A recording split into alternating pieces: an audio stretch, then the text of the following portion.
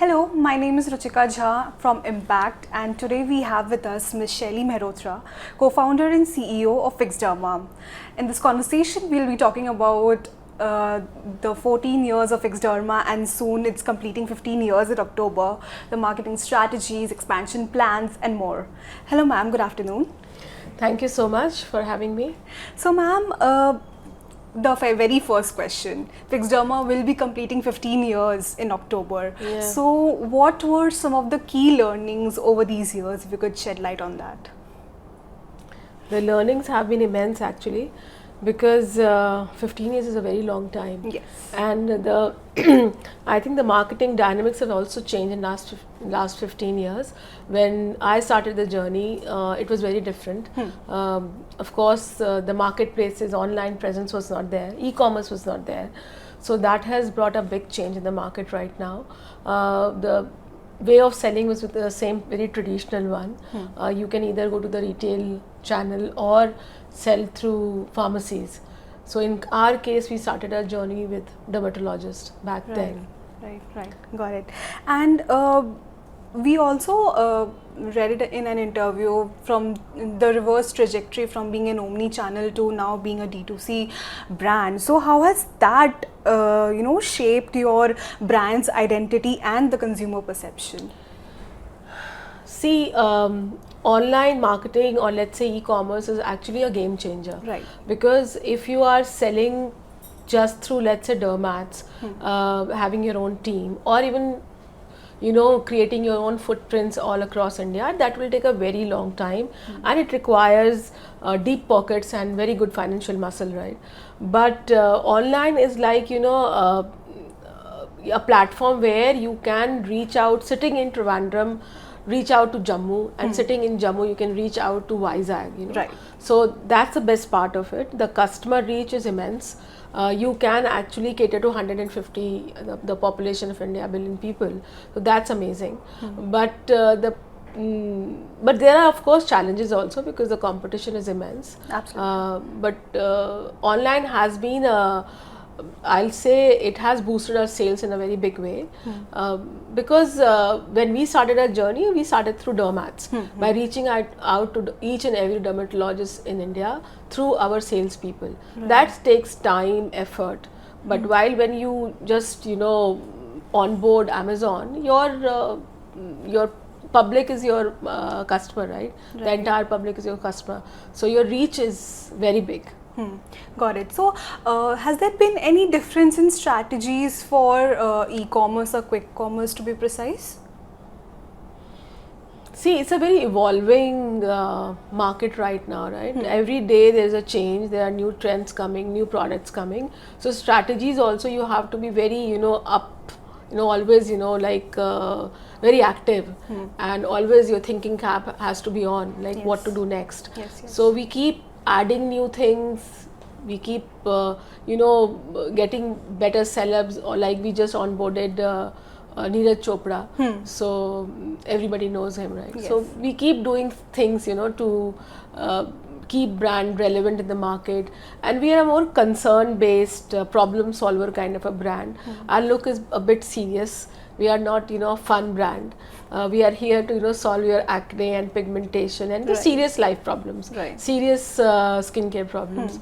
So of course the strategy revolves around it. So we have to think in a very I'll say a smart way, that our our message doesn't get diluted. Because when we are talking about somebody's skincare concerns, we have to be very serious in our communication. So we keep that in mind, and we generally use more of dermatologists as our key speakers also, always. Okay. So, like you mentioned that you have dermatologists as key speakers. So, but apart from that, have you also been inclined towards influencer marketing as well? Like, how is your approach towards that? What do you think that probably in some time the brand would consider onboarding an influencer as well for its marketing? We have a huge number of influencers. I think you can't ignore them. Right.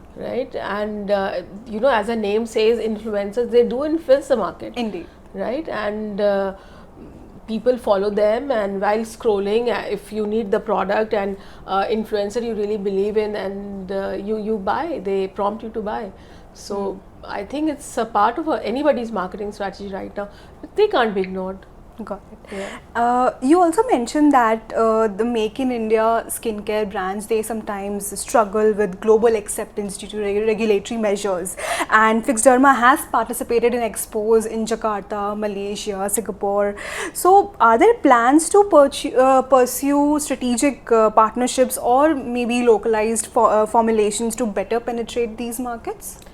I don't think that's required. See, we are very confident about our formulation, packaging, and even our documentation. We are very good at it because that's how we started the journey. Right. So besides selling through dermats in India, we also started our international journey. Why I keep saying that, whenever we participate in any trade fair, trade exhibition abroad, we are the only company, which is very surprising. Oh. So not many companies from India participate in any of these trade fairs. There could be many reasons behind it. I will not say that they are bad in quality or their documents are not enough. Maybe their focus is not there on the international market, maybe because you require a lot of patience when you enter international market. The registration process takes at least 6 months. Then it's a stepwise process. You meet a buyer, you send them samples, then they require the documentations, you provide them that, they go through the process. It takes 6 months, sometimes 8 months, 1 year, right? Depends on the country to country. And then they give you a small order, which will take some time to turn into a bigger order, because they are also trying to establish your brand. And we have to accept we are an Indian brand, made in USA, made in Europe, sells well, because we perceive them from a very different perspective, those brands, right? We think that they definitely, it's a very better quality. So that perception is definitely there. I think it will take some time, but as Fixderma brand, we have done a good job so far. Quite satisfied with our international presence. It took us quite some time, but we are doing well, and our latest progress and development is in East European countries. We have just started Lithuania, Latvia and all that, and we are getting decent orders from there. So definitely it's a challenge for us, and we don't do any, like we are not making a separate batch for India or a separate batch for international market. That's never there. Whatever we sell in India, we sell abroad. So we are quite, that way we are very fair. Okay, so when you mention international market, now you're expanding. So just this question just clicked in my mind. If you could tell us about the consumer perception or probably the buying behavior difference in India versus the international market. How do you see that? So international market is definitely much more evolved. Their awareness is on a different level there. They take their skin very seriously. Right. I think as Indians we are still learning, and Gen Z is very aware, because I think they are much more on social media than the other generation, and they take it really seriously, and they are really, the market is growing. In last 15 years, 5 years I'll say, the market has grown tremendously, but we have a huge scope in India. But their awareness is on a different level. Right, so they actually take care of their skin more. Their sunscreen consumption is much more. Their moisturizer consumption is much more. So the basic product line consumption is much more abroad. Even a country like Nepal, the consumption per person is more than India. So why to go far? And if you talk about Thailand, Malaysia, Indonesia, all these countries also, the consumption is on a much higher level. So we are moving towards it. I think we have a huge scope in India. We have just scratched the surface, I'll say, in skincare market. Understood. So with this, if you could, if it's okay with you, if you could elaborate on the annual ad and marketing spends that Fixderma is focus on. How do you, what's the percentage of the money that you spend on advertising and marketing for the brand? See, we actually try to maintain a balance, because we always had been an EBITDA positive company, and we want to maintain that. So of course we don't spend too much on advertising and marketing, but definitely we have increased our budget in last 3-4 years, and we'll keep doing so in coming years also. Okay. But definitely the focus is there on branding and advertising more right now. And for the brand, what's the like primary medium for you? Like digital or TV? What's the primary medium for the brand? See, I think each and every brand keeps trying different mediums, whichever give its the best response and more eyeballs, right? So we keep trying. Like, for example, we did Delhi Capital's sponsorship last year, and we got some good, branding, I'll say. People recognized us as a brand. So we keep doing different things, whichever works best for the brand. But definitely digital, you can see the immediate effect, right? Right. Yeah. Got it. Understood. So coming to the festive season, now we have commenced with the onset of Onam, if not Raksha Bandhan, yes. With Onam, the festive season for India has started. So what are your plans for this season, and what are some of the marketing initiatives that you are considering undertaking for the same? We are looking at a lot of visibility. So a lot of ATL, BTL activities across India, whatever we can afford to in our budget, we are doing it. I think it depends. Dussehra, Diwali, Rakhi just passed by. So we keep doing, and I think like any other brand, we also are planning to do and see the response of the market. Yeah. Right. Anything different that, any different strategy or approach that you would be implementing compared to the previous year, or you must have discovered that, okay, this is something new, we could try it ourselves for this year's festive season? I wish we can discover something which can give us immediate or some uptick in sales, but I don't think that's going to happen. It will be the same like normal advertising and like all companies try to get better visibility. So similar we'll try. Okay, understood. And coming to final couple of questions, you also mentioned in an interview I just read some time back that Fixderma is planning to open brand outlets, 10 exclusive brand outlets by the end of 2025 in top Indian cities, to be precise, metropolitan. So what are your strategic goals that are driving this move from predominantly online to now being a channel to establishing a physical and experiential store? See, I said that we might plan. I never said that we are going to open the 10 stores. So the plan is still on. It keeps but then identifying the right place in Mumbai, Bangalore, Hyderabad is not a joke. We did some work on it, but the right place. And like in Bangalore, when I spoke to many people and even my team, they say that we should open 3 to 4 because Bangalore is a very big city. Bombay, again, if you are opening in South Bombay, then you are not, paying attention to the other side of the Bombay. So I think there's a lot of confusion in my mind. And plus, if we open in the malls, and malls are very, geography specific. People don't go to a mall which is in a different area. They go to their own mall. And it's an expensive decision. Absolutely. Because brick and mortar is very expensive, right? It's month on month expense, and if you have committed to it, you have to, go by it. You just can't, undo it, right? So we'll think about it. We'll see. We have only one experience center in Gurgaon in Galleria. We'll see how it's going to transpire in coming time. But yeah, the rentals are very high in India, so we have to see. Understood. Whether the break even, because see, one more thing is we have to understand our products are small ticket, right? We have a premium range which is FCL skincare. So the product goes as high as 3,000 rupees, 2,000 rupees. So how many buyers come to the store and buy those products? Most of the products are around 700, 600. So how many pieces will you sell to make to break even? So that's also a question. So we have to see that. So I don't want to do anything which is not profitable to the company. Understood.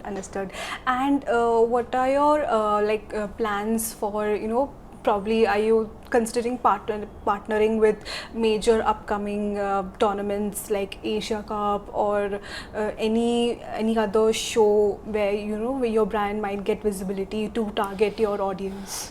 See, many events are coming. We are talking, but we have not decided on it yet. Okay. But we are doing some events in college, schools, and all that. Yes. Okay. So, what are some of the upcoming product launch, if you're planning any? What are you doing on the product side? See, I just mentioned like Fixderma is always talks about concerns, right? And as a name suggests, fix your derm, so we fix your skin. So we keep thinking about how to make people's life better, right? So in that way, we just I've spoken to a few dermats, and they also suggested that we should come out with some interesting lotion. So we are going to launch actually very soon a moisturizing lotion, which is meant for people who are suffering from any kind of I'll say any disease. I'll not say disease, maybe any medical problem. Okay. They could be diabetic, maybe obese, have high blood pressure, Right. or any other underlying condition. Could be cancer also. Okay. So they have actually, it leads to very dry skin, chapped, dry skin, and they need a body lotion which relaxes them and keeps their skin hydrated. Okay. And so we are coming out with a product for them, especially for them, and we are keeping it at a very reasonable price so that more and more people can afford it.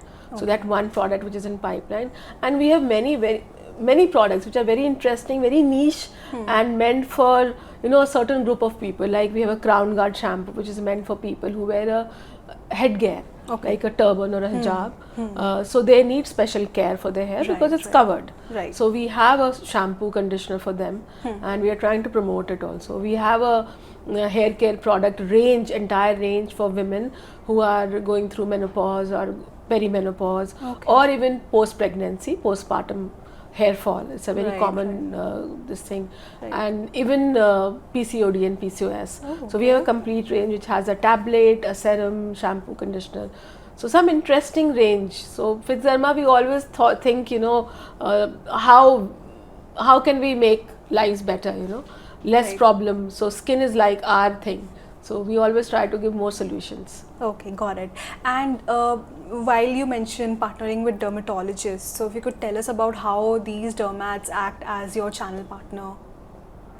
We have been associated since we started the business. So it's like a family to me. Right. So where we started 15 years back. So I have been meeting these doctors for so long. So some of them have, grown with me, in terms of business also. Their clinics have grown from a small clinic to a bigger size clinic. As a company, we have grown, and we've also aged together. Right. So I've got a lot of advices from them and suggestions from them. Majority of products actually we owe to them, because they always ask us, why don't you bring out this product, especially our Shaily Zap. It's a body acne product. Nobody had heard of body acne before, that acne is on the back, but the problem was definitely there. So they asked us to make a solution. So we launched before e-com was there. Right, so they are always a very, very big support to us, and we sell through them. We have almost more than 6,000 dermats who are actively writing and prescribing Fixderma. Okay. There are around 20,000 plus dermats all over India. So we are reaching out to more, increasing our footprints. Yeah. Understood. And while talking about the activations, you mentioned that we will be doing partnerships with colleges and institutions. Schools also. Schools as well. So what is your rationale behind that? Usually what we hear from brands that they choose a shopping mall, or probably they do it on their exclusive brand outlet. But what is your rationale behind partnering with schools and colleges for these brand activations? I think it's like catch them young, right? So we want to meet them, and it's not only about sampling and branding there. We'll be talking about the problems. We'll be showing them a small film, how acne starts and what are the reasons. So a bit of gyan to them, so that they can stop on junk food and all. No, it's a holistic thing. Not only topical application will help, even they have to improve their eating habits.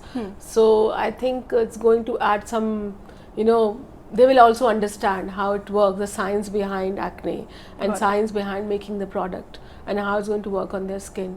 So we are reaching out to schools and colleges. Let's see.